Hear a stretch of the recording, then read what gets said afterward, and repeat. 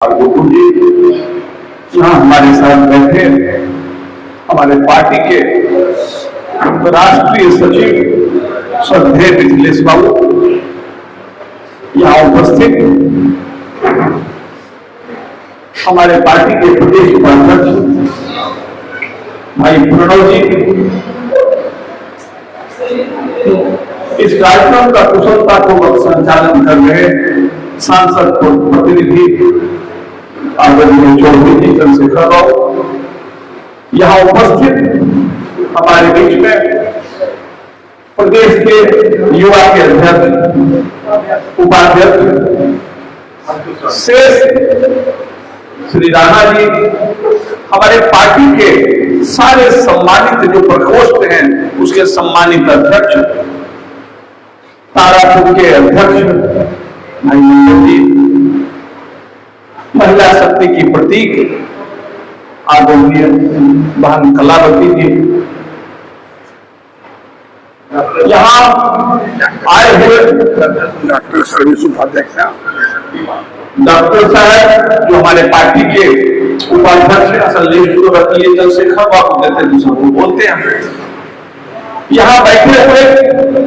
लोक जनशक्ति पार्टी के सारे सम्मानित नेताओं, मंच पर बैठे हुए, मैं जिनका नाम नहीं ले रहा हूं, सारे सम्मानित नेता लोग तथा हमारे पार्टी के वर्तमान राष्ट्रीय अध्यक्ष भाई चिराग पासवान जी के आन बान और शान, और आईटी सेल के ये जो है इनका तो नाम लेना भूल गए चंदन जी, रोहित जी का। मित्रों, सबसे पहले मैं अपने पार्टी के संस्थापक स्वर्गीय रामविलास पासवान जी के चरणों में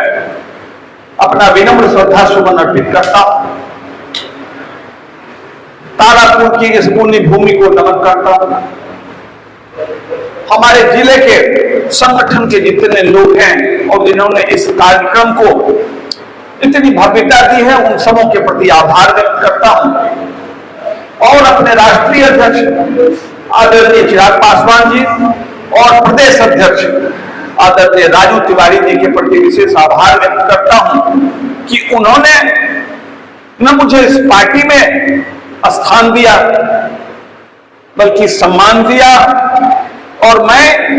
जो कभी इस जिले का वासी है, मुंगेर से निकल के लखीसराय जिला बना है, इस जिले का संगठन का प्रभार का एक गुरुतर दायित्व दिया है। और अभी भाई विनय कुमार गुड्डू जी ने बताया कि हमारे लिए ये अलग गौरव की बात है कि आज हम अपने वर्तमान राष्ट्रीय अध्यक्ष माननीय चिराग पासवान जी के लोकसभा क्षेत्र के एक विधानसभा क्षेत्र में बैठकर, जो हमारे जिले का ही एक अंग है, वहां मैं अपने संस्थापक स्वर्गीय रामविलास पासवान जी का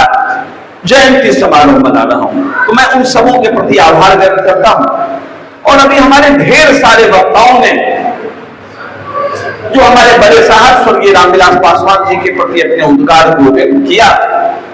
मुझे नहीं लगता कि उसके बाद कहीं कुछ बचता है। लेकिन मित्रों, जब कभी आप देश के इतने बड़े शख्सियत के किसी जयंती कार्यक्रम में बैठते हैं तो आपकी अनुभूति कुछ अलग ढंग की होती है। और मैं आपके आंखों में देख रहा हूं, मैं आपके हाव भाव में देख रहा हूं। भले यहां हम लोग इतने लोग ही बैठे हैं, सावन का महीना मिथिलेश बाबू बता रहे थे, कार्यक्रम मुंगेर में होना था, भाई विनय कुमार गुड्डू जी हैं, यहाँ जिला में कार्यक्रम होना था, लेकिन जहां भी कार्यक्रम हो रहा है, यहाँ जितने लोग बैठे हैं, मैं आपकी आंखों में देख रहा हूं कि आपकी श्रद्धा हमारी बड़े साहब स्वर्गीय रामविलास पासवान जी के प्रति क्या है। किसी शायर ने कहा है कि सिर्फ आंखों से ही दुनिया नहीं देखी जाती, दिल की धड़कन को भी बिनाई बना देती। तो आपके दिल से, आपके आंखों से जो श्रद्धा का भाव निकल रहा है, वो ये बताने के लिए काफी है कि हमारे संस्थापक राष्ट्रीय पूर्व राष्ट्रीय अध्यक्ष स्वर्गीय रामविलास पासवान जी ने इस पार्टी की जड़ों को जितनी गहराई पर ले जाके छोड़ा, मित्रों, आज हम लोग लोक जनशक्ति पार्टी रामविलास के सदस्य हैं और इनके जाने के बाद पिछले 2.5 वर्षों में हमारी पार्टी रोज रोज अग्नि परीक्षा दे रही है। और ये वही कारण है कि स्वर्गीय रामविलास पासवान जी ने समाज के अंतिम पायदान के व्यक्ति के उद्धार के लिए, उनके बेहतरी के लिए जिस पार्टी का नींव डाला था, पहले के लोगों ने उस पार्टी को तोड़ दिया, उसमें दरार किया गया। क्यों? क्योंकि उनके जीवित अवस्था में अगर बिहार की राजनीति में जितने भी लोग थे, इनके समकक्ष, इनसे तो बड़े लोग थे नहीं, इनसे जूनियर ही थे, वो सब लोग सशंकित रहते थे। इनकी नेतृत्व क्षमता थी सब, और इनकी जो सर्व स्वीकार्यता थी। अभी ढेर सारे लोगों ने इस बात को कहा, अभी इन्होंने कहा, क्या नाम भाई आपका? डॉक्टर सर्वेश जी ने बड़ी अच्छी बात कही कि ये कहा नहीं जा सकता कि जो हमारी पार्टी है वो दलितों की पार्टी है और रामविलास पासवान जी दलितों के नेता नहीं। भाई सर्वेश जी, मैं तो आपको ये कहना चाहूंगा कि आपका आजादी का 75 साल का इतिहास है, आजादी के बाद का, और आप देखिए कि आजाद हिंदुस्तान में स्वर्गीय रामविलास पासवान जी के कद का और कौन नेता आपको दिखता है? आप देखिए अपने 50 वर्षों के जीवन में, राजनीतिक जीवन में इन्होंने जो प्रतिमान स्थापित किया, कभी इन पर यह ठप्पा लग ही नहीं सकता कि ये किसी जात या समाज के नेता, और आज उन्हीं बातों को आगे बढ़ाकर, लेकिन रामविलास पासवान जी जैसे लोग, ये भी प्रकृति का नियम है भाई, कि रामविलास पासवान जी जैसे नेतृत्व क्षमता के लोग रोज पैदा नहीं होते धरती पर। सभी इकबाल ने कहा था कि उनके लिए वो बात साबित होता है स्वर्गीय रामविलास पासवान पर कि हजारों साल नरगिस अपनी बेनूरी पर होती है, हजारों साल नरगिस अपनी बेनूरी पर होती है, बड़ी मुश्किल से होता है चमन में दीदार पैदा। रामविलास पासवान जी इस चमन के, इस भारत माता के एक ऐसे सपूत थे जिन्होंने अपने जीवन का एक एक क्षण इस मुल्क की बेहतरी में, इस बिहार की बेहतरी में, और खास करके जो समाज के चाहे किसी भी वर्ग के लोग हों जो पिछड़े पायदान पर हैं,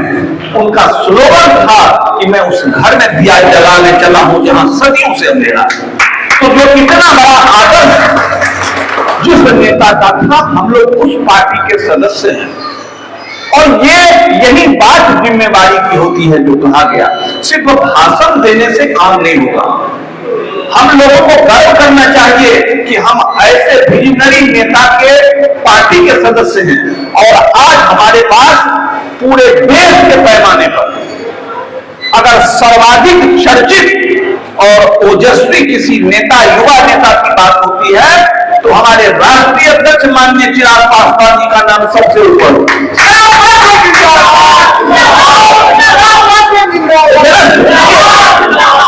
तो मित्रों जरा सोचिए कि हमारे संस्थापक जिनका इतना बड़ा कद था कि इनके आगे आगे किसी का कद बढ़ना होता था राजनीतिक लोगों का, और आज उनका पुत्र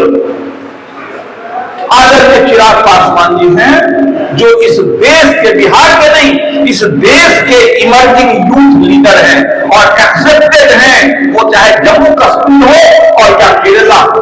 वो गुजरात हो या नागालैंड हो, हर जगह इनके नेतृत्व क्षमता को रूमा था। तो फिर हम लोग कमजोर कहां, और हमको तोड़ने का प्रयास किया गया। चिराग पासवान जी ने साबित किया, भाइयों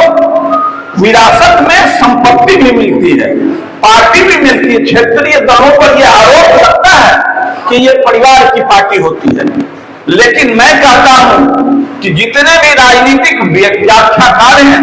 विश्लेषक हैं, वो इस बात को आज तस्दीक करें कि पिछले 2 वर्षों में चिराग पासवान जी ने अपनी मेहनत के बदौलत, अपने हिम्मत के बदौलत, अपने नेतृत्व क्षमता के बदौलत जब इनको तोड़ने का प्रयास किया गया तो इन्होंने साबित किया कि स्वर्गीय रामविलास पासवान जी के सच्चे उत्तराधिकारी वो सिर्फ पुत्र नहीं है, उनके राजनीतिक विरासत के सर्वाधिक योग्य अगर कोई है तो वो चिराग पासवान जी हैं। उन्होंने स्थापित किया और आज जो दूसरे लोग हैं वो कहीं नहीं है। आपको शेष लोग तो अब इतने निराश हो गए हैं। ठीक है, हमारे पास लोकसभा में एकमात्र सदस्य है, विधानसभा में हमारे पास कोई सदस्य नहीं है, लेकिन ये कोई बात नहीं, हम अभी खड़ा हो रहे हैं। आने वाला समय, आने वाला भविष्य, आप इस बात को लिख के रख लीजिएगा। आदमी का वजूद क्षण होता है, क्या पता कल कौन है कल नहीं है, लेकिन ये बात वक्त के जो दीवार है उस पर लिखा रहेगा कि आने वाला समय, वो चाहे बिहार हो या देश हो, आने वाला समय चिराग पासवान जी का है और लोक जनशक्ति पार्टी रामविलास का है। लेकिन भाइयों, इसके लिए मेहनत करना पड़ता है। हमारे संस्थापक का आज जन्म दिवस है, और वो हमारे संस्थापक का जन्म दिवस हो या संस्थान का जन्म दिवस हो, उस दिन हमको समीक्षा करना होता है, जो हम लोग लोजपा परिवार के लोग हैं, कि हम कहां थे, हम कहां हैं और आगे हमको कहां पहुंचना चाहिए। ये लक्ष्य निर्धारित होना चाहिए। संगठन का यही काम है, नेता का यही काम है। और इस बात को आप समझिए कि सिर्फ ये बोल देने से कि चिराग पासवान की मुख्यमंत्री बने और देश के राजनीतिक भविष्य है, इससे हमारी और आपकी जिम्मेदारी और बढ़ जाती है। अभी भाई सिद्धू मोदी जी ने ठीक कहा कि सिर्फ भाषण देने से काम नहीं चलेगा। हम लोगों को अपना सर्वश्रेष्ठ समय, सब लोग अपना काम भी है, गृहस्थी चलाना है, रोजगार चलाना है, लेकिन अगर हम सब लोग ये विषय बनाए कि अपना 2 घंटा ही रोज अगर पार्टी के विस्तार में, पार्टी के कार्यक्रम में, पार्टी के लोगों के बीच में बिताएं, तो शायद संगठन की बहुत सारी कमजोरियां योग खत्म हो जाए। रह गया बात, मैं प्रभारी हूं आपका, आपने मुख्य अतिथि बना दिया। ये तारापुर के लोगों का बड़प्पन है, मिथिलेश बाबू के प्रति, चौधरी जी के प्रति, भाई सिद्धू मोदी जी के प्रति, सबके प्रति मैं आभार व्यक्त करता हूं। लेकिन मैं अपनी तरफ से आपको कहता हूं कि मैं भाई संगठन का आदमी सब दिन रहा हूं, और मेरी जहां जरूरत हो,